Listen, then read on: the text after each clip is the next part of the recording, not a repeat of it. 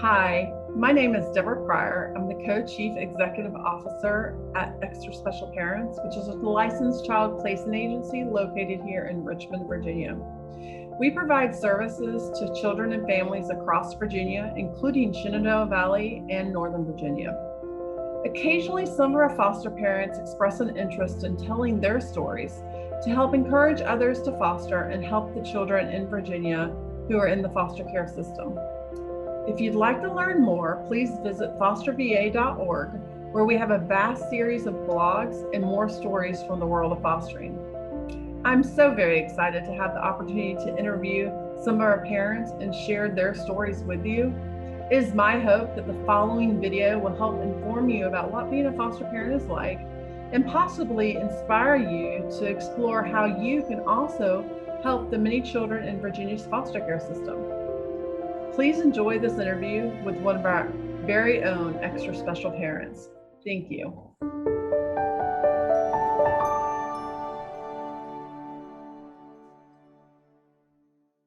We're going to be talking today about foster care awareness here in Virginia. So Chrystal, thank you so much for joining me today. And we're so excited to hear your story and your fostering journey.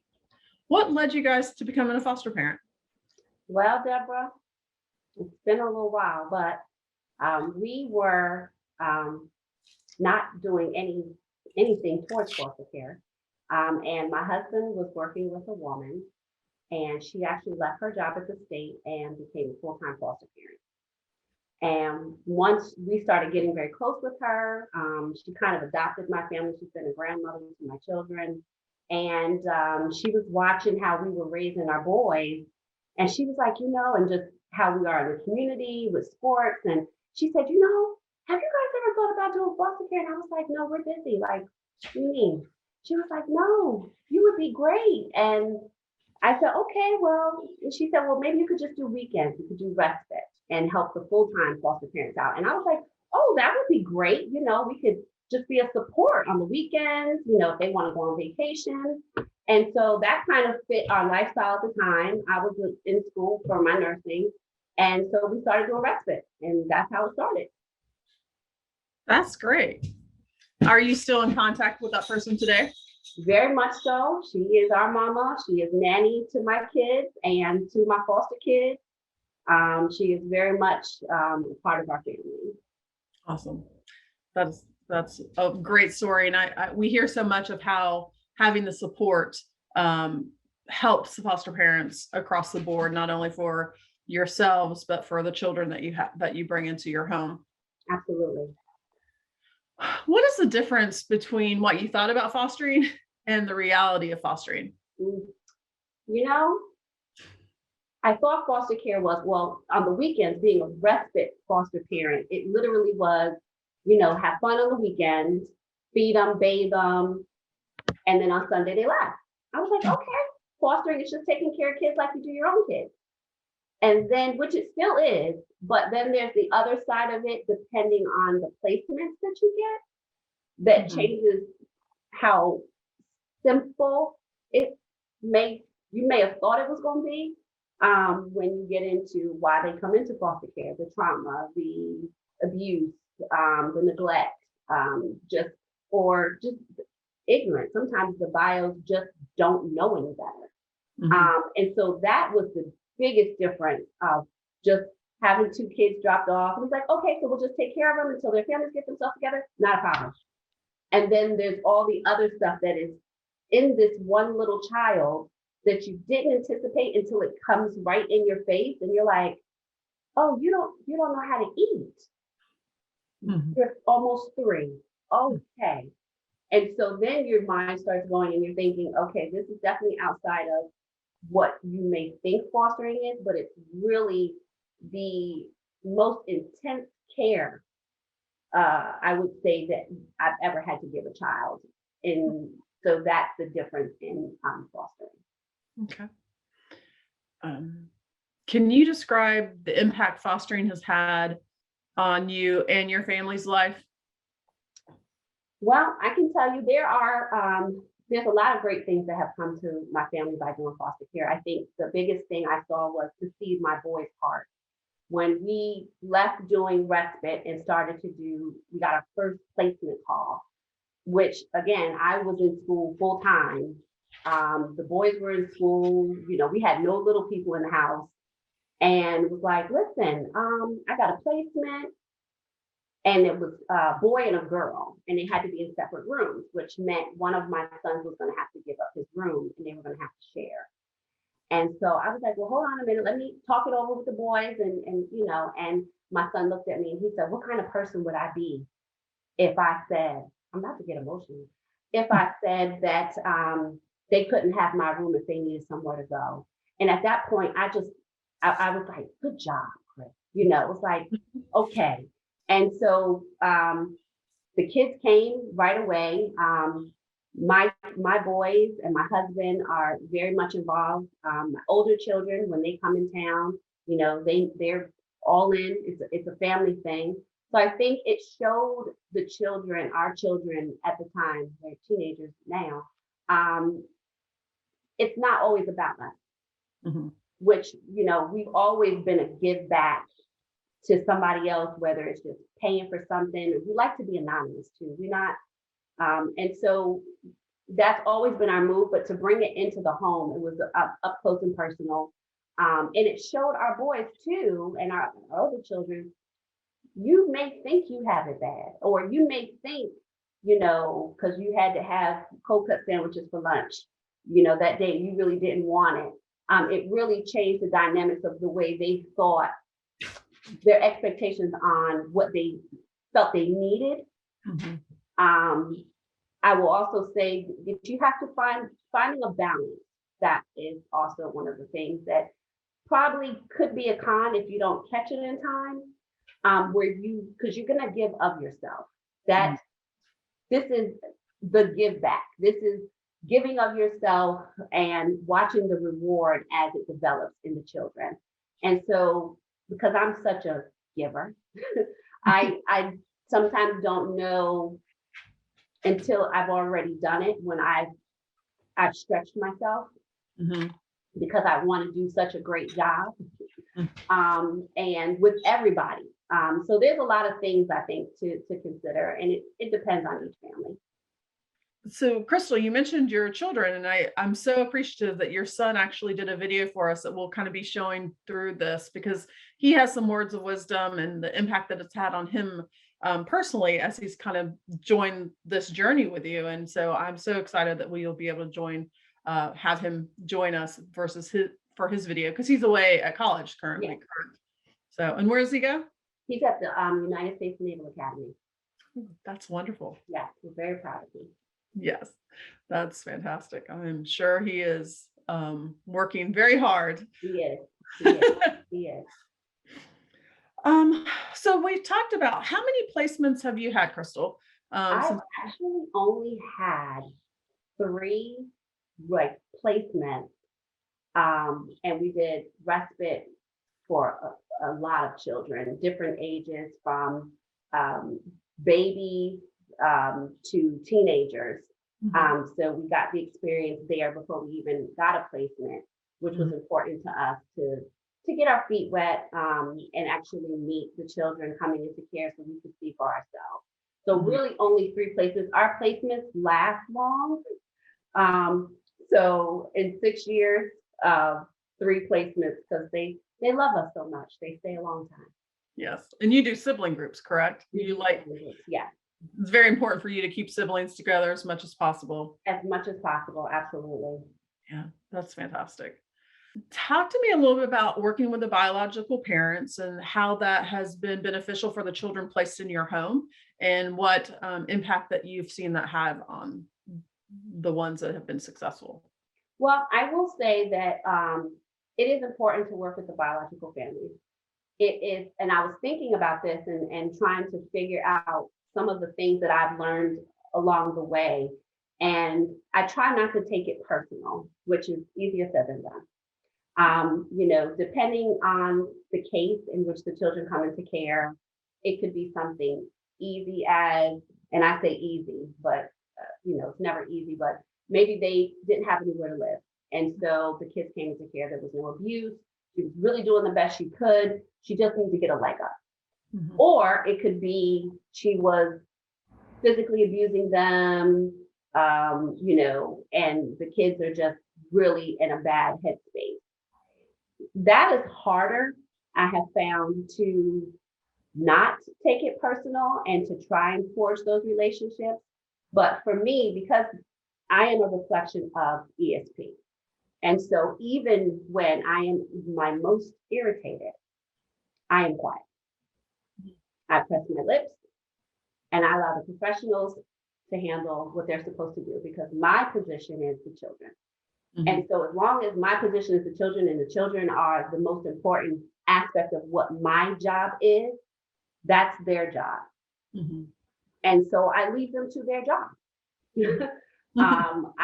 I greet pleasantly when we have to be in immediate space or in meetings or run appointments or even in court. I greet them by their last name. Hello, how are you? And that, for me, regardless of how they move, as long as I remain professional, Mhm. then I'm not feeding into what you're bringing. And understanding also, no one really wants their kids in foster care. Mhm. No one, I mean, we're strangers. I can tell you all day long, I'm a good person. My husband's a good man. My kids are well behaved, but you don't know me. And now your children live in my house. Mhm. And so also understanding their side as the birth parent, birth mom and dad, they're feeling some type of way. So, which in their own right, we would as well. Mhm. Your children are living with a stranger.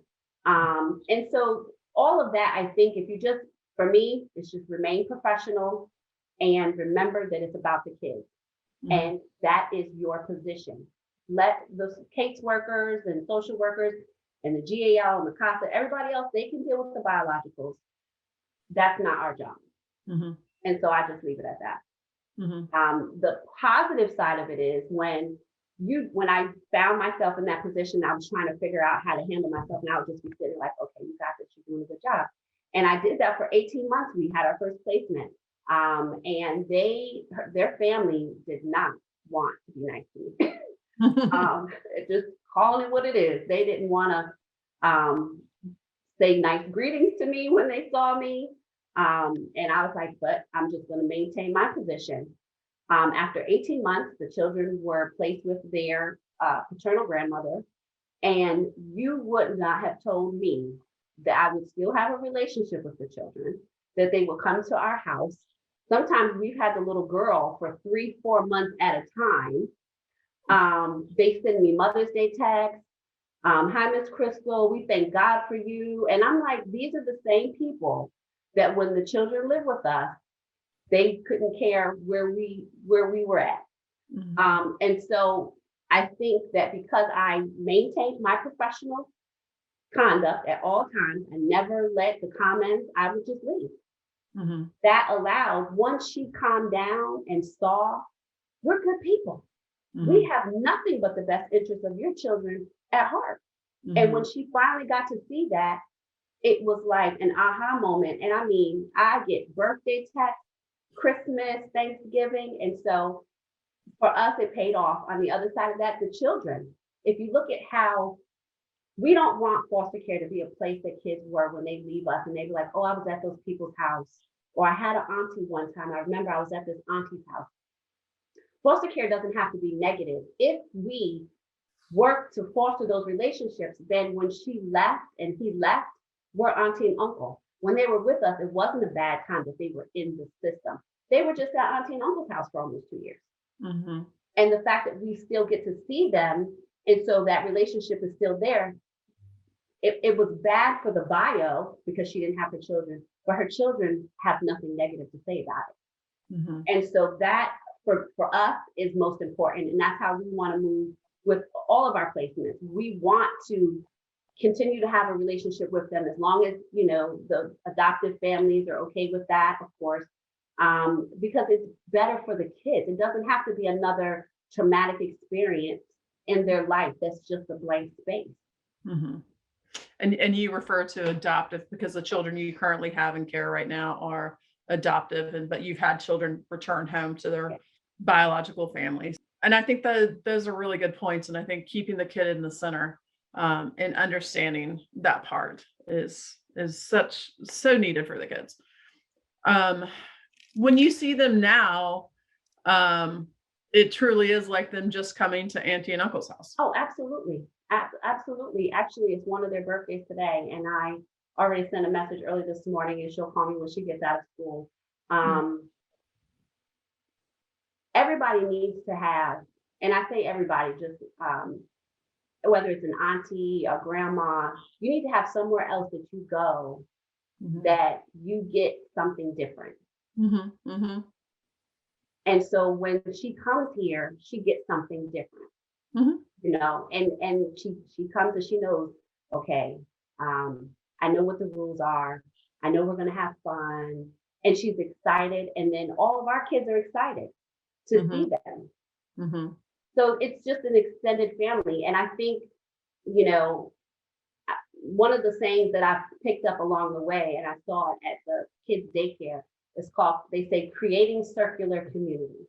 And every time I see that, I just love it, because I'm like, that's what it's about. It's about creating the community in which you want to be in, how you want it to look, with people like-minded like you. Absolutely. And so that's what we've created in essence with being foster parents and the children going home. Circular community. We're a part of their community. That's a wonderful way to think about it. That's really good. Let's talk a little bit in regards to setting boundaries and expectations. Because I know, as we will see your son's video shortly, he talks a lot about settings and the expectations and structure that you have in your home. Tell me about that. Well, my husband's in the military. So my house is not like Fort Knox or anything like that. The kids run around, but we do feel that it's important to have a schedule. And so even on the weekends, you know, sleep until 11 o'clock in the morning, that's not going to work. But understanding structure creates discipline, which also gives them, they know what is next. And so when you have kids come into your home who haven't been able to have 3 meals a day and 2 snacks, or you have kids who don't know how to eat, literally can't chew and swallow food, you need those meal schedules. Because again, it's about structure, it's about expectations. It's breakfast time, and right now we're going to have breakfast.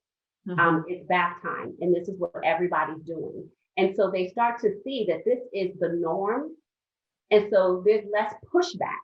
If you're only given, and not foster parents, but just in general life, if you're only given a kid saying, okay, all right, well, tomorrow's the first day of school, you got to go to bed at 8 o'clock. And that's the only day they're going to bed at 8 o'clock.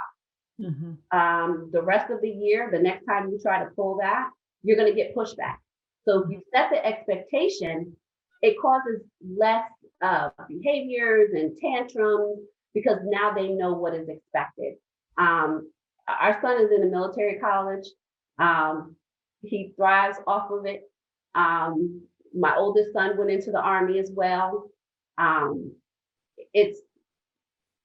It helps the family function as well.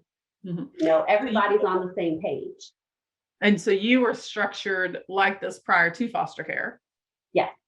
Okay. Yeah. And so, and you found that to be very helpful for the kids coming into it as well? Yeah, I think that with doing foster care and having your own bio children in the house, obviously there's certain things that you can't implement that you would on a foster child, especially depending on the case. However, there are a lot of things that you need to keep consistent. And so, you know, our oldest is 28 years old, so we've been doing this a little while. That's hard for me to believe, Chrystal. I know. Look young. You look 25.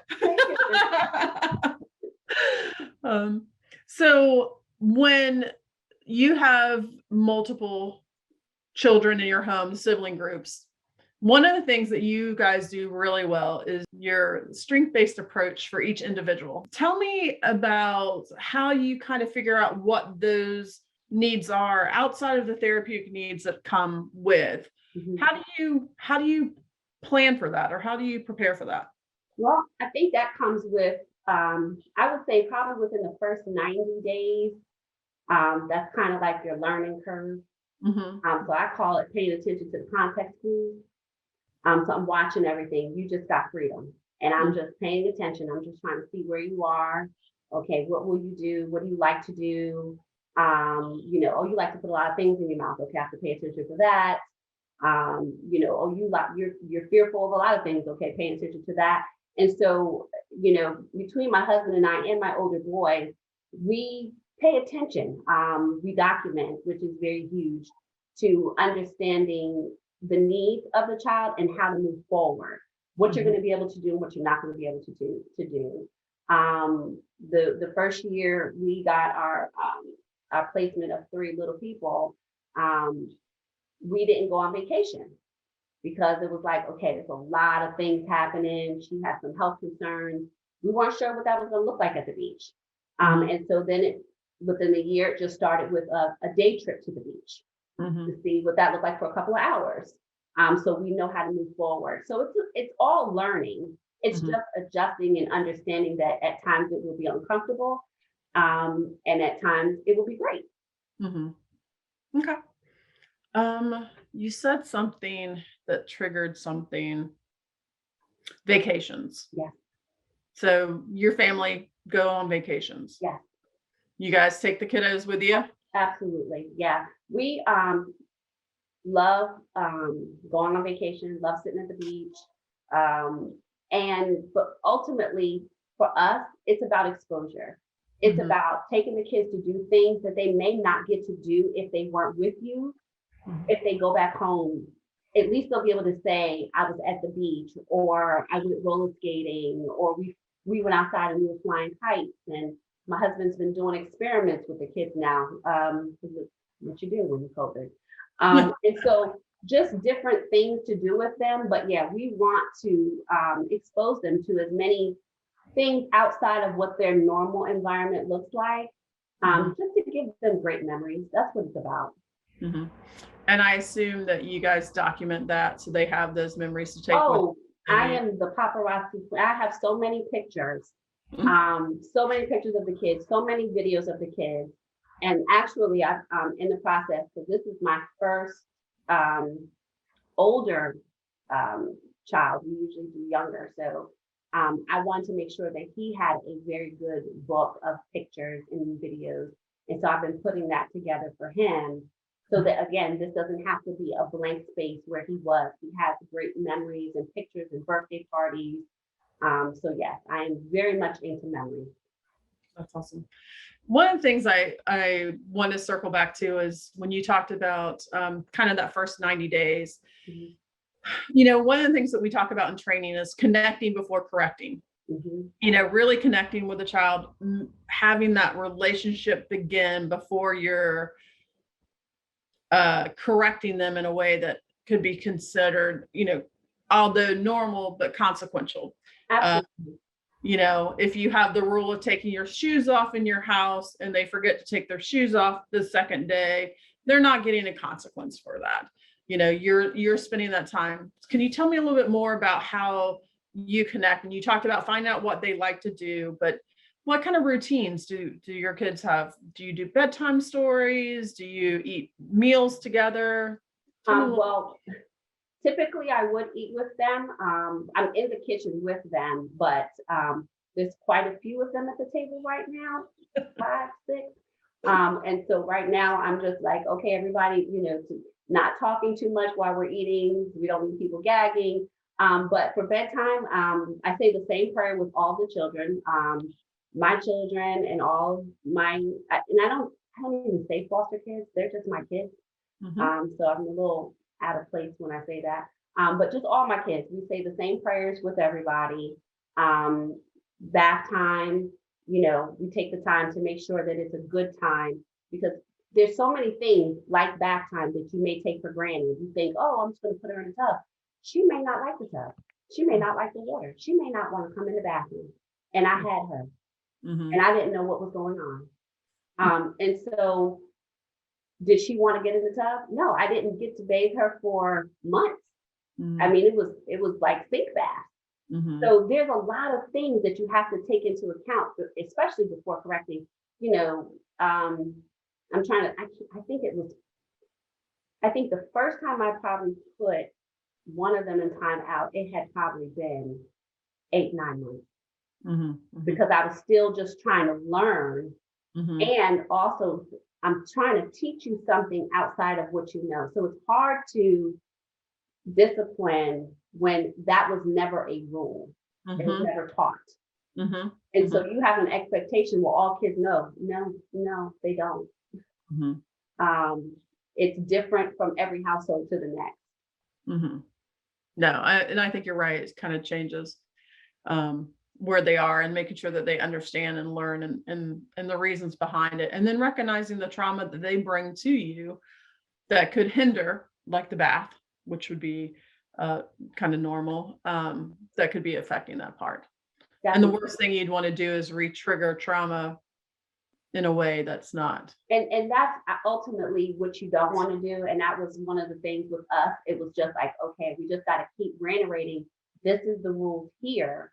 And so Mhm. then they started to give us back. I was like, okay, well, what is the rule? Are you allowed to do that? And they would say no. And I was like, okay, so you're starting to understand, at which point, you know, then we can start to say, okay, well, we've talked about this, you keep doing it. So the next time you do it, you're going to go into timeout. And this is what timeout looks like. Mhm. Also understanding they might not know what timeout is. Mhm. Mhm. They might think timeout actually means they're going to get hit or Mhm. they're going outside. They might have no idea. So you have to teach them, just like my girl, Nanny 911 breaks it down, why they're going, what they're in for, and when they're coming out, and always letting them know that it was the behavior, not the child. That is a huge thing for me. And as adults, no one wants to be thought as bad. No, the action Mhm. was not pleasant, but I'm still a good girl. Mhm. Mhm. So that's very important as well. But I will say, even just within the 90 days, and this is just a side note, we still didn't know them. We just knew enough to say, okay, we know we got to put this in place. Okay, we need to put some other safety measures in place in the house. But even now, it's been almost 2 years and I'm still learning. Mhm. We're Mhm. still finding out information. We're still seeking services. So Mhm. it doesn't stop. Mhm. Yeah. It's always work to do. Yes, absolutely. And I think you touched on this earlier. It's the documentation of that, Yeah, making sure that you're keeping good documentation, because I'm sure that comes and helps you, and helps the team, the professionals that surround the child, making good decisions when they have your very detailed writings and information to go on. absolutely. I try my best to be as thorough as possible at making sure that everybody knows what's going on. So that way, whether they're here or with their biological families, if anything were to happen, they can say, well, hold on, wait, I remember when, Chrystal had them, something Mhm. like that happened. Let me go back and look at that. And Mhm. so it's really just, it's all, again, if it's always about the kids, the documentation is part of that. Yeah.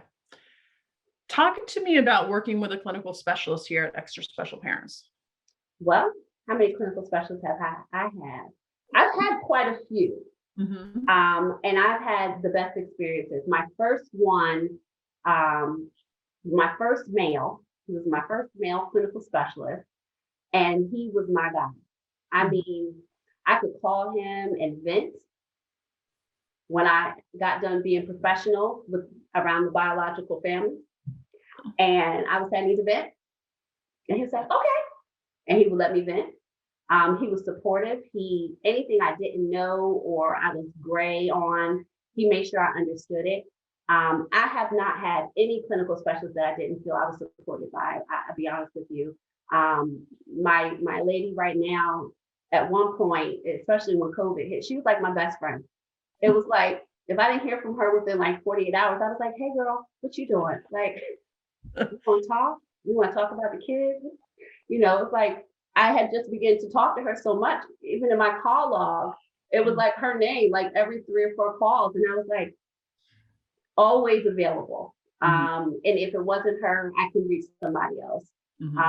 So I don't know how it is other places, because that's not my business. um, I just know where I am and with the clinical specialists that I've had, and some that I've not even been on my case. I have great relationships with. If I don't have the answer and she doesn't have the answer, she'll say, let me get with such and such, and I'm gonna get right back with you. And she will find out. And I'm like, okay. And I'm good with that. And she always comes back with the correct answer. That's great. What do you wish you had known about fostering or in training? Well, I actually wrote a few things down for this one because I had to think about it. Because I think it's going to be different for every person who comes into foster care, whether you have children or not, or even just been around children, involved in raising them, some cousins and nieces and nephews, your education. There's a lot of factors, your professional jobs, where have you been in the community? What have you been exposed to? Have you always lived, in the West End, and not been over on North Side? Because typically I think that there is a disconnect in some people that come in and want to do foster care and not understanding that most of the children who come into foster care are coming from some social economic status that is probably lower than what you have. And they've probably endured some things that you probably thought never really happened. And so I think that all of that's going to depend on what you need to know coming into it. So I say all that to say this. So I would say, don't take things personal, whether it's with the biological families attacking you, saying you did something or anything. Just don't take it personal. They're in their feelings. Their children were removed. We have no idea what that feels like, and just try not to hold that. I would also say the behaviors of the kids, don't take it personal. You feel like, you've done all this, and you put all this in place, and then they're still doing whatever they want. And you're like, how are you still doing that? Because that's what they're doing. Again, don't take it personal. You get your normal human response to be irritated. Absolutely. Like we've been working on potty training for 18 months and you just be looking at me. So that definitely documentation. That is important for the kids, and that's important for you. I think that the context clues, I tell everything. Even if I think I can't send an email right now, I'll just quickly send a text message like, hey, FYI, I almost forgot to tell you this. Just so you can get it out. So however you got to get your documentation done and you're communicating with the team, you want to make sure that you do that. You also want to make sure you're doing that to cover yourself. So that if something comes up and you're like, that's been going on for the last 18 months. For me, that's unacceptable if you haven't communicated that to your clinical specialist or someone else. So documentation, some way, you need to make sure you're sharing that with the team. Advocate. That's huge for me. I didn't realize that's what I was doing because in my mind, I was just being mom. And that's what moms do. But advocate for your kids. I do it pretty much across the board, whether it's school, doctors, it doesn't matter. I say what I say for the kids, and I document that I said what I said for the kids. And then however they move, you can't say I didn't say anything. So, whether it's doctor's offices or, professionals wanting to make a move with something, and you're just like, that's really not going to work for her. This is why. You just want to make sure you always advocate for the kids. And pay attention to your own kids, even the older ones. Right now, our 17-year-old is here, and we had 5 little kids for almost 2 years, and nothing changed for him as far as it was COVID, but I mean, as far as like his sports life, he still went to every game, every practice, any training. I wasn't able to go Mm-hmm. because I was home with the 5 little people. Mm-hmm. And so thankfully my husband was able to go because we wanted to make sure someone else was there. But just pay attention, just, never discount that just because they're older, that they still don't need you. And Mm-hmm. so even if it's now me, he's like, Mom, can you braid my hair? Do I want to braid his hair? No. I got 3 girls in here with all kinds of hair and my hair. But this is a time that him and I have. Mm-hmm. Mm-hmm. And so I have to maximize on those opportunities as they come available, because again, it's very easy to be busy being a foster parent. Mm-hmm. You run appointments. This is not, you know, I remember someone tried to offend me, but I didn't allow it to stick, and say about how much money you were probably getting. Mm-hmm. And I said, do you know how much work I do? Mm-hmm. I run appointments, I seek services, I run meetings, I go to meetings. This is not me sitting at home. Mm-hmm. And so there's just a lot of things that you have to pay attention to in that area, excuse me. And I think that was 5 things, but I think they're all big. They're all big, but I think context clues, documentation, advocate. I know, I got it now because we've been in COVID. I just remembered what it was. Get ready for the unexpected. Mm-hmm. Whether it's COVID hitting, Mm-hmm. or you're so busy you haven't been to the gym in 15 months. Because when you get a chance to sit down, that's all you want to do. Mm-hmm. There's a lot of unexpected. Mm-hmm. And so see the unexpected, adjust to the unexpected, and find a way to move on. Mm-hmm. Well, and I think that last part brought up one of the questions is, how do you find time for self-care? So I typically was better at this prior to COVID. Mm-hmm. Mm-hmm. I have not done as well. I'll be the first to tell you I've been challenged. Mm-hmm. But my husband being involved, I've seen some people do foster care and it's just the wife. It was her passion, and the husband doing it or signing up to do it just because she wanted it all, just to be able to give back. He's showing up. He's showing up, right, but he's not involved with the kids. My husband is very much involved with the kids. And even now, if I say, babe, I want to take a live class at 7 o'clock, he's like, all right, I got it. Don't worry about it.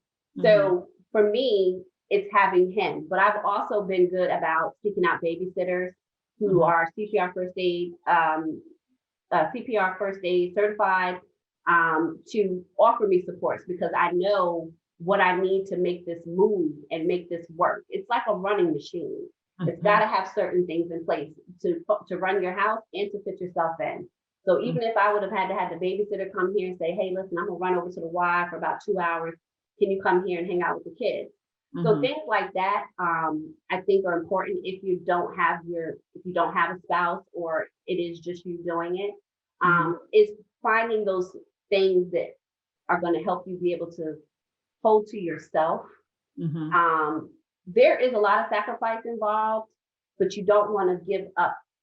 You don't want to find yourself at the end and you don't know who you are anymore.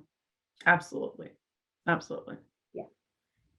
And if, as we're doing this, for people who don't know you, Chrystal is a list follower, a little bit of type A, likes to have just a little bit of control.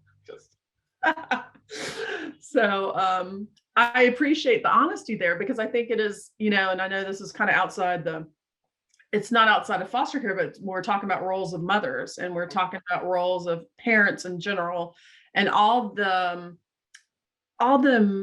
stuff that we carry, such as making sure the shot records are up to date. So when you do take them to daycare, they can go to daycare, or making sure that your son's playing a sports, that we need a new sports physical. Well, this one expired. So making sure that you have all of those things current, or how to get them current before it becomes a problem. And I think having a little bit of organization is key. But if you don't have organization coming into being a foster parent, you are going to gather it quickly. Otherwise, It's not gonna work out. right, you're going to have some challenges. Yes, it will be a little bit more overwhelming. I can imagine. I have my, I have it right here. This is my, I call it my handy dandy notebook. Aw. I love this binder. It is everything to me. I take it with me when I run my appointments. I have all of my stuff in there. Anything you ask me for, if I can get it, I'll go there and pick up documentation in advance. Nobody wants to sit with a 2-year-old or a 3-year-old filling out 45 minutes of paperwork. Yeah. So if you can get it in advance and get you a handy dandy notebook, Yeah. I suggest that to help you with your organization. But yeah, I think just as moms in general, or just women, I think we are programmed to continue. We give. We're givers. We're doers. And depending on, like us, we took in a sibling group of 3 while we still have 5-year-old twins. It was like, okay, I know exactly what I'm going to have to do. Everybody's going to be on the same schedule. Yes. And that worked. So it's finding your way, but still just try to make sure you carve out some time for yourself, even if it's just an hour to sit by yourself in silence. I've had that too. My one of my things I like to do is just when I'm coming back to the store from doing whatever, I'll just sit in my car for 5 minutes before I walk in the house just to get myself ready. Yeah. So I appreciate anything else that you want to add. I do want to kind of have your son's, like you see your son's thing, and then we'll be wrapping up. Do you have any? Anything I want to add? I'll just say this. Foster care for me and my family, and I'll speak for myself. Foster care for me has been the most rewarding position, job, title I've ever had in my life. I've always enjoyed being a caretaker. I was in the process of pursuing my RN. I was 2.5 years in, which I feel, understanding that nothing that you do is in vain and everything comes back around for a purpose. We wind up being foster parents to medically fragile children. And my husband happened to have just become a medic in the Army, National Guard. And then I had, 15 years of working in doctor's offices. And so everything that we have been doing has come right back around to us using information that we were taught and learned along the way that has been beneficial to our family and for the kids. And so I think for me, when I go out to these appointments and I'm talking to these doctors and I'm like, oh, that's sweet. You think I don't know. But it helps us advocate more for the kids, especially the medically fragile ones, because it's like, well, that don't really make sense. And so even if you don't have all of that experience, I would say if you feel it in your heart, feel it in your heart. And as long as you feel it in your heart, you'll be willing to learn. And then you'll be willing to make the adjustments needed depending on who comes through your house. Well, I think I couldn't have asked a question to get that. That is fantastic. No, you're absolutely right. It is such a calling, and it's important to have that part of it. So if you don't have the calling, it's not going to work out for you or the children that are placed in your home. No, and nobody wants to see, I'll speak for myself. I don't want to see it not done right. And that's why I love mentoring and speaking to new foster parents or potentials, because I want to talk to you. I want to be honest with you. I want you to understand what this looks like. And it looks different for everybody. But I pat myself on the back for being honest with the parents that I do speak to. And they tell me, thank you so much for being so real with me, because if I'm not real with you, you're coming here with blinders. and nobody has time for millennials. Absolutely. Yeah, And I so miss you in our orientation classes, but obviously we're it's okay. We're coming back around, honey. yes, we are. We are. So I'm going to have you look at your son's video that he did and ask you some questions. Okay. So this is your son talking about your first placement. So I'm going to play this and then let you watch it. And then can you just give me some of your feedback on it? Sure. When we received our first placement, there was some initial panic in making sure we had everything prepared for who I'll call Corey. And I remember Corey checking out every part of his room in the house, asking if he could see the backyard. And without a doubt, Corey could run a half marathon.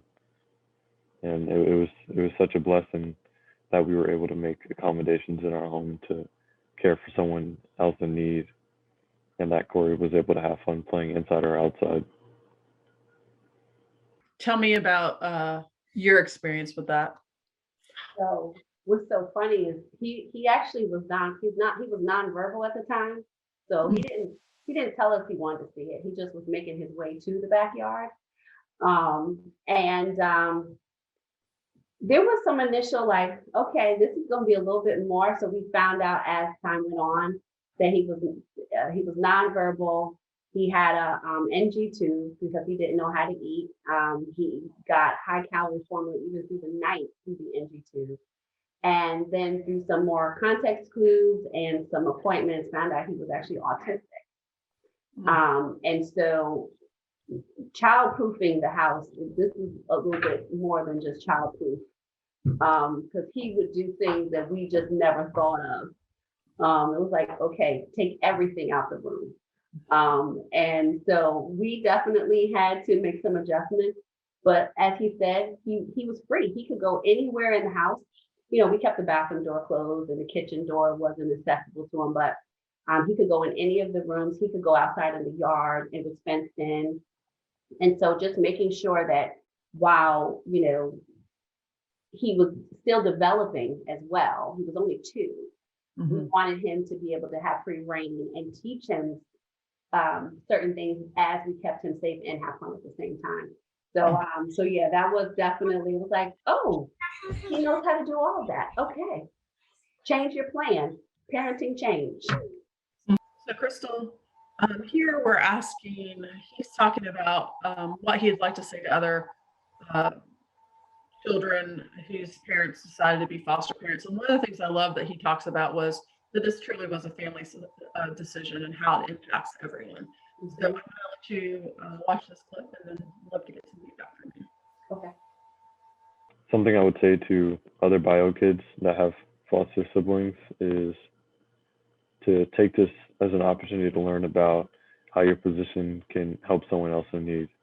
If you're older than your foster sibling, your words will carry meaning. They'll look up to everything you do. They will see your behavior as acceptable both in the household and in the world. So just make sure you're being the positive role model that your foster sibling can look up to. Also, I would make it known that you're available to your foster siblings so they don't feel shut out or alone. They may feel more comfortable in confiding in someone who's older than them, but I would say if you're not ready for that, it's fine. Change the conversation or show your foster siblings something they might enjoy doing, such as playing with toys or playing a sport, video game, going outside. The change in shock for biological siblings with the foster siblings coming into the home, it may come as a shock with the change in routine because there's someone else to consider, but over time you adapt and you become accustomed to the routine of helping out your foster sibling. Yes, dear AJ, he is a sweet young man. He hit it right on the head. I think that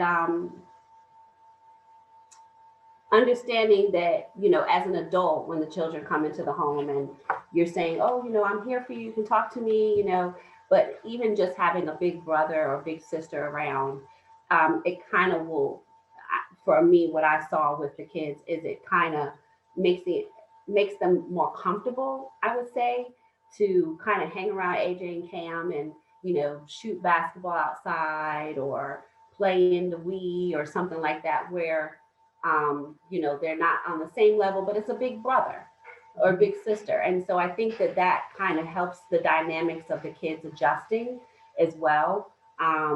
And letting them in. That was the one thing that I heard, engaging and letting them in. Bringing kids into the home. You don't want to bring kids into the home and your kids are not involved and they're against it and then they're shutting off or they're closed out.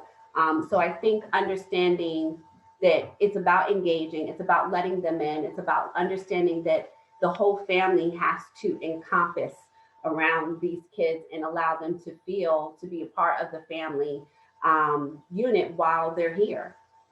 And then understanding too, again, it's also changing your routine. It's about adapting. Everything about this is about being stretched outside of your comfort zone, whether it's me as the parent or you as my children. Everybody's adjusting to something, some norm that we may have had. But we can adapt if we work together and we can be successful.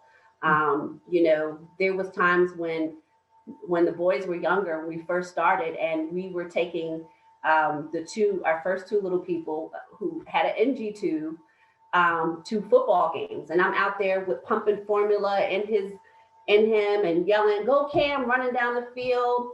But I was like, I can figure this out. In my mind, there's a woman somewhere that had to do this.